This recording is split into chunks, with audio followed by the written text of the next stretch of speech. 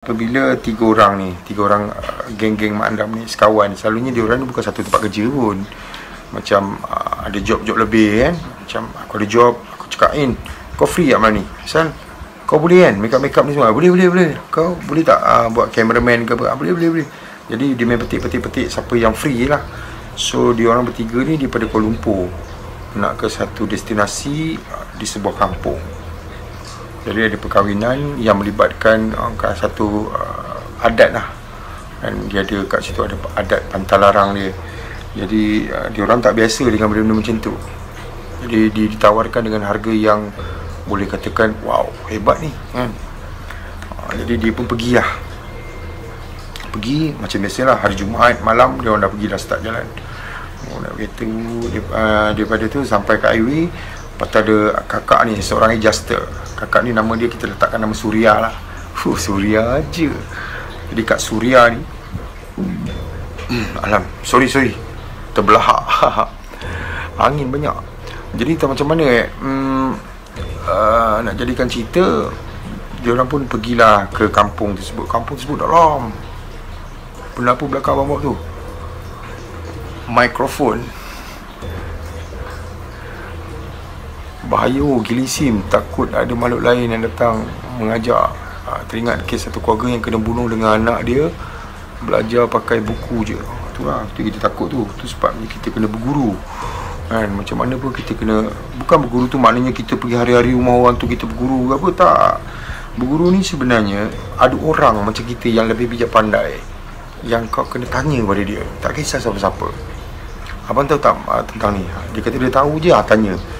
Lepas tu kita tak boleh ikut dia seorang je, kita kena ikut maknanya kita ada balance and unbalance tu lah. Kes kat NS ke Mazatul Kusmawati, ya kot. Jadi nak jadikan cerita lah, dia pun pergi malam tu, tiga orang pergi dengan pakaian. Dia kata pengantin ni perlu berpakaian berwarna kuning. Jadi dia fikir satu benda lah, kalau kuning diraja lah. Makna adat dia ni mungkin dia orang ni keturunan tu lah kan. Jadi dia pun pergi sewa baju semua lah. Dah cantik, tapi tak ada fitting pun babe.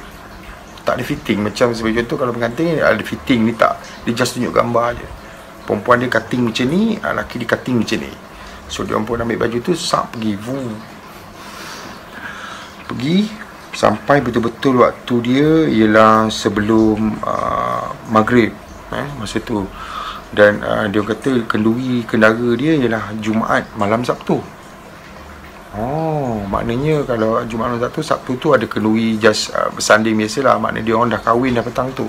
Maknanya dia akan nikah waktu lepas, mungkin selepas solat Zuhur kan. Solat Jumaat macam tu, dia orang dah kahwin lah, akan nikah. Jadi dah okey lah. So dia orang datang lah, dia orang pergi.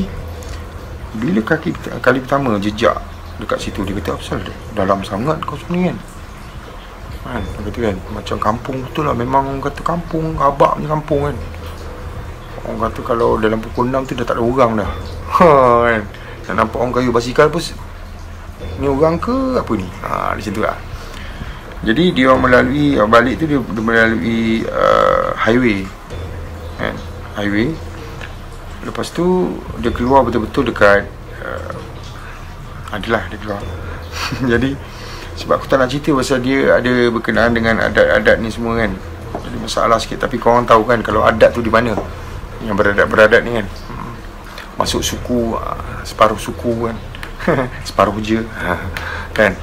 Jadi dia pun pergi parking kereta semua siap-siap. Dia pun keluar peralatan semua, make up dengan ni dengan tu. Yang seorang kerja dia ialah tukang solek Mak Andam lah. Seorang lagi akan betulkan rambut. Kerja dia betulkan rambut dia. Dia head racer. Dia betulkan rambut apa semua. Yang seorang lagi dia akan bahagian kat depan meja makan, mana nak letak punya meja kek kat mana, dia kerja dia tu je. Dia tiga orang ni. Jadi selalunya dia orang akan cuma adjust tempat je lah. Kerja dia orang cuma adjust tempat. Maknanya tidak terikat dengan kenduri kendara tu lah.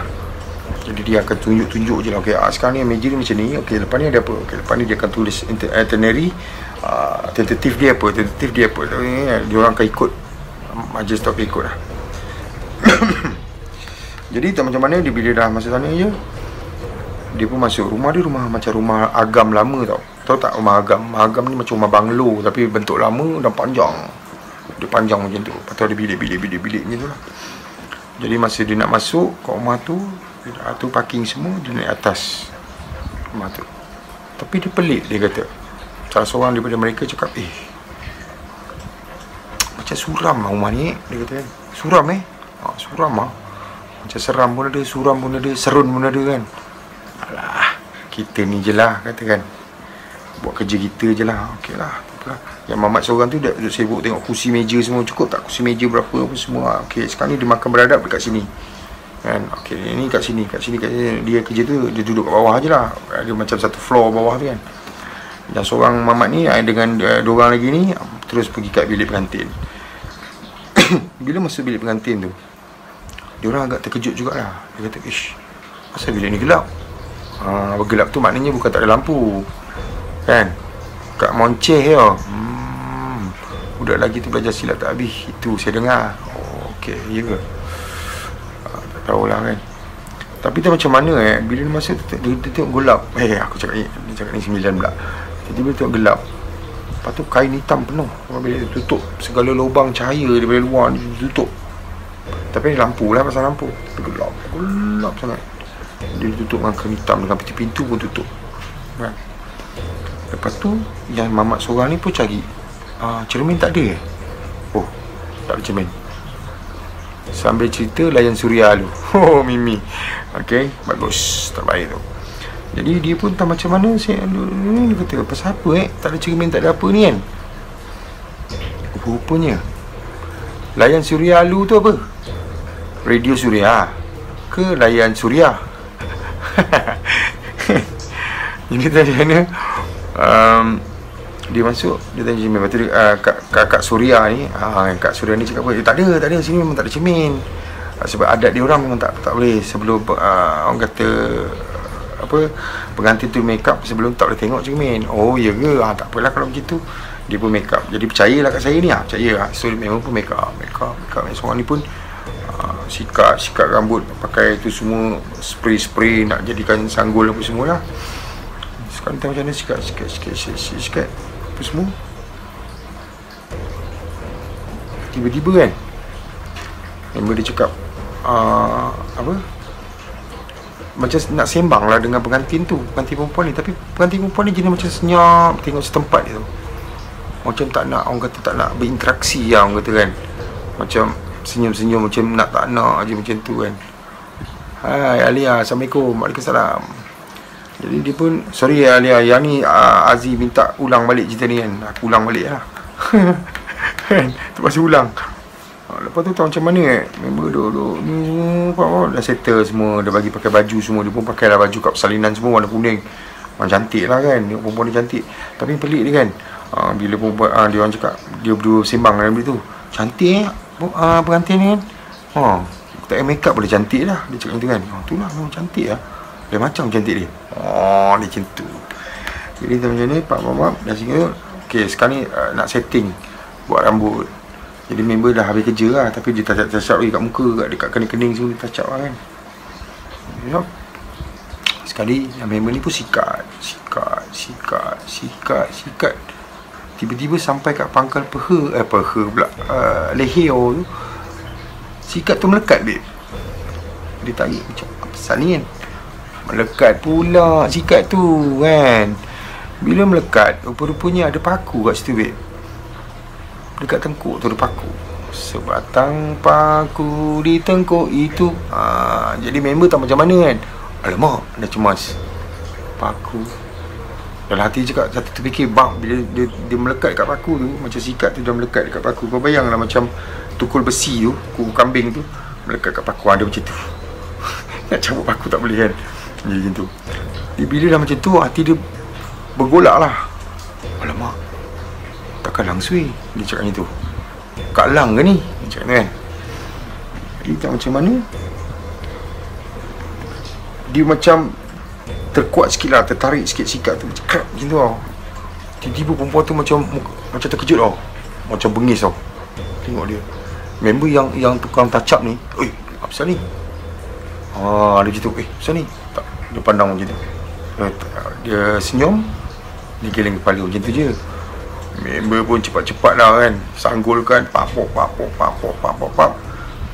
Yang depan tak tahu, yang tukang make up ni tak tahu. Lepas tu member dekat belakang macam ni dah. Apa? Macam tu je lah kan tu. Kau make up apa? Lepas tu yang perempuan ni senyap dia macam tu. Pelik lah, dia orang macam pelik. Pasal perempuan ni tak ada interaksi langsung. Macam sebagai contoh, interaksi tu maknanya dia tak adalah macam, awak dah lama ke make up? Tak adalah cakap-cakap ni, tak ada. Tak seimbang, macam macam tu je. Okey, buka mulut, okey, lebar sikit, muncung, dia pun muncung lah kan? Dia tak ada lah, orang kata tu lah. Tak banyak cerita lah orang kata. Jadi tak macam mana, member pun dah menggeletar, macam alamak, seram dia dah sebab apa, dia fikir-fikir nak buat sanggul mula-mula. Sebab kalau sanggul kan nampak pula paku tu, tapi paku tu memang nampak lah terkeluar macam tu, kepala dia macam tu kan. Terkeluar besar tu, tak adalah besar sangat paku dia kata paku besar tu, macam paku ni, paku yang macam mana besar dia, mungkin besar lollipop dia kan, macam tu kan. Tapi tak adalah kepala dia besar tu, mungkin dia punya kepala dia besar sikit macam ni kan, pacak belakang macam tu kan. Jadi dia pun tengok ada macam kesan-kesan karat lah macam tu kan. Syazwan Wan, Assalamualaikum. Waalaikumsalam. Selamat malam. Jadi dia pun tak macam mana, dia pun seboleh-boleh yelah, bila kau dah tahu keadaan macam tu, kemungkinan besar kau akan nak cepat-cepat belah kan, macam tu kan. Member dah pandang member kan, cepat kan. Jadi tahu macam mana, member dah tu, member pun belah, perempuan tu pun belah lah macam tu, tinggalkan ni kan, sebab perempuan ni akan pergi ke bilik sebelah. Jadi dia pun cakap, weh, apa dia? Aku nampak paku, babe. Paku apa? Yang member duk fikir, ingat paku kat dinding tu. Dia tahu paku dekat dinding ni. Paku dekat kuku dia, babe. Ya, alamak, Kak Lang ke? Aku rasa lah. Takkanlah Kak Lang. Ya, babe. Tu sebab comel tak ada, semua gelap sini. Tak adalah, ini dia punya adat dia, memang macam tu lah. Semua orang macam tu kot kan. Kalau apa, ada saya tak boleh tengok cermin lah, apa benda tu biasalah, ada adat dia orang ni kan. Tapi betul babe, aku nampak. Kau ni seram je. Betul, aku nampak, dia kata kan. Dia nampak ni. Dia pun cepat cari seorang lagi. Sebab dalam kepala otak dia fikir apa tau, memang kena cepat belah ni kan. Sebab apa, takut kejap lagi kan terserempak dengan dia lah, ni apa, jadi benda kan habis majlis dia kan. Sebab dia dah tahu rahsia kan, orang tak tahu rahsia tu kan. Jadi macam ni dia jumpa kat member kat depan ni. Member kat depan ni sibuk dengan meja dia. Dia bukan tahu dalam tu ada kes apa, ada paku ke apa kan. Jadi tak macam mana, dia sebut. Lepas tu memang cakap, jom lah, caw, jom lah. Kejap lah. Member tak nak. Pasal apa tau? Pasal dia cakap nak tengok orang kahwin, adat ni macam ni, sebab dia tak pernah tengok.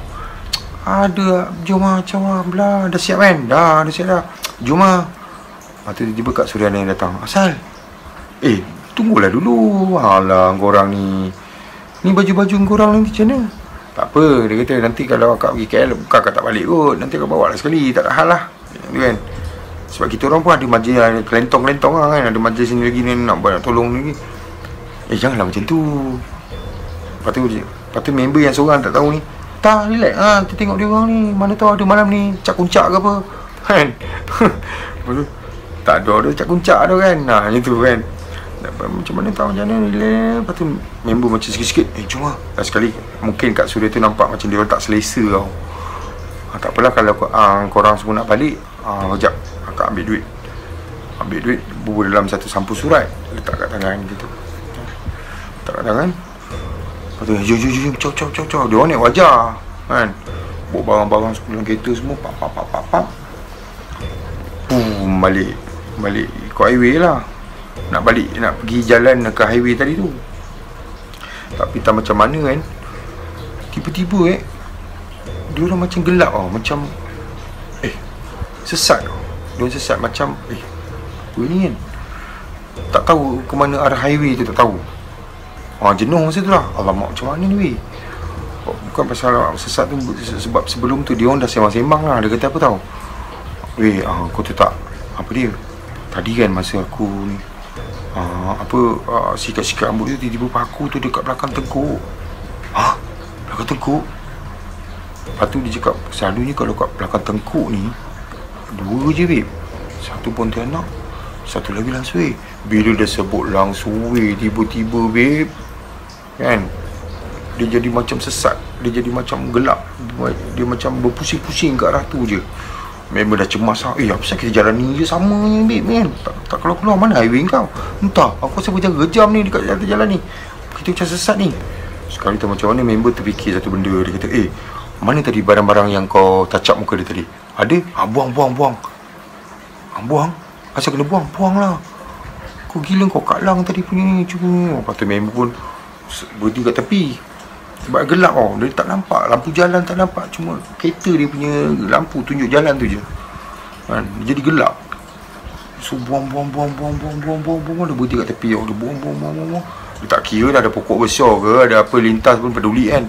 Dia buang barang lagi ni buang. Ni buang. Apa saja yang touching, macam dia orang punya, tak tahulah, kepercayaan Mama Andam ni. Mungkin dia lah je kot. Dia kata kalau ada benda tu yang touch, ada berkenaan dengan benda tu, baik kau buang lah. Dia kata kau tinggalkan aja kat situ kan. Jadi dia pun buang. Bila buang je, yang seorang ni dah rasa tak tentu arah tau, macam tak sedap lah. Dia kan. Lepas keluar pintu, kononnya nak azan lah. Nak Allah, tiba-tiba benda tu datang mendarat macam helikopter tu. Depan dia. Kedegang mata kereta, terus mengilai babe. Mengilai. Bila mengilai, member jadi seram ya. Tapi seorang ni lah kan, walaupun hatinya lembut, nampaknya tingkah lembut, tapi dia ada semangat lelaki berjuang tu ada kan. Dia terus azan, Allahu Akbar. Azan. Benda tu tiba-tiba boom, hilang lah. Tu. Bila dia orang sedar je babe, kau tahu orang, dia orang kat mana? Dia nak cari highway ni. Betul-betul berada di Bukit Putus. Kau bayang kan? Bukit Putus pula, tahu Bukit Putus. Bukit Putus kan dah tutup. Dulu Bukit Putus tu antara laluan utama lah kalau kita nak pergi ke Kuala Pilah kan. Mungkin kau tahu kan, cerita ni berkenaan dengan adat-adat ni semua belah-belah sana lah kan. Jadi dia rupa-rupanya, kau bayangkan, tadi dia datang highway mana, dia nak keluar pergi ke mana, dia terbalik, dia dah jadi berpusing kan, dia gelapkan mata tu. Sekali betul-betul babe, ngam-ngam. Dekat tadi ada aku tunjuk dekat IG live tadi, gambar kat mana dia orang tersosek tu kan, dekat Bukit Putus. Lepas tu nak tak nak pun dia orang balik sampai kat rumah, dia orang pun check balik dalam tu, dalam sampul duit tu lah yang dia bagi tadi. Dia pun risau juga, mana tahu kan, sebab orang tu fikir kalau kau benda-benda macam ni, kemungkinan besar kau dapat daun. Tapi tak, ada 20,000 dalam tu baik. Patutlah tinggi sangat nilainya ni untuk dia pergi ke sana kan. Jadi macam mana pun, dan cerita ni walaupun tak disebut dari mana, tapi memang kalau tak salah faham dalam kawasan ni, ya betul. Di NS Mazatul. Pandai Mazatul ni, mesti banyak membaca. Dia dah ada tulis kat blog, tapi cerita ni aku tak dapat daripada blog. Kebanyakan cerita-cerita ni sebelum dia tulis, dia orang ada call, ada bagi tahu lah kan. Jadi balik tu aku tanya jugalah kepada ni kan, Muar ni, Mak Andam ni. Habis barang-barang dia dengan baju-baju pengantin tu babe, aku buang, dah dapat 20,000. Habis orang tu tak marah ke yang kau pinjam tu? Tak ada, aku cakap aku buang. Aku cakap tak boleh pakai, terkoyak. Aku siap bayar lagi dekat orang tu kan. Pasal apa pula?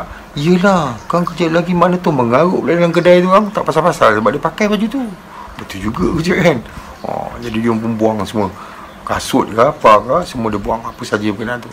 Tapi Allahu'alam lah kisah ni benar ataupun tidak, tapi ini yang diceritakan kepada aku.